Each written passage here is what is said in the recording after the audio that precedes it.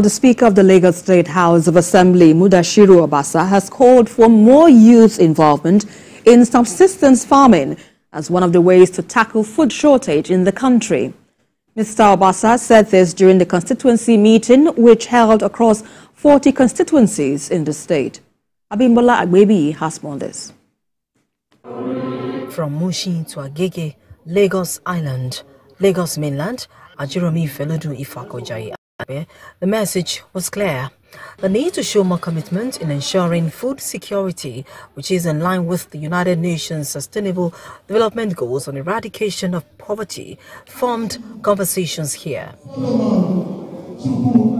It's the 9th edition of the State Assembly's Stakeholders Meeting, a time to also assess the impact of past engagement on the people. You can see the excitement in the eyes of the people. People are always yearning for that connect between them and their representatives. From this program, we articulate our needs, and these needs are collated, forwarded to the executive, which turns into policy for implementation. We at Lagos State House of Assembly are committed to making Lagos a producing state and not just a consuming state in the agricultural value chain to tackle the present-day reality of food insufficiency. I'm going to ask him now to bring the experts to Ifakojayi, possibly to launch it for us.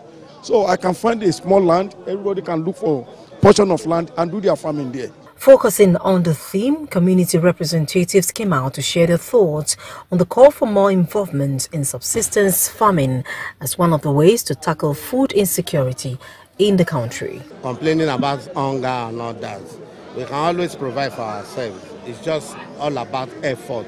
The effort you put and introduce into it. Wherever you live, you can take advantage of your backyard, your space to do something. That is what the system is all about. You can be a key player in animal production in a little way. Imagine you planting and you being the one to dictate that this is how much I want to sell my produce. This is how much I want to sell my fish. This is how much I want to sell my yam. I want to sell my corn. So it is very encouraging. I do it at home. I have a place where I do my bitter leaf and my ugu. Like anytime I need to eat it, they take it from the backyard. So now recently we've been doing the one of the cement bags where we cut the cement bags, put the sand in it and grow our yam. Something that we can always encourage. The lawmakers are confident that the discussions held here will yield the desired results. Abimbola Agbebi, TVC News, Lagos.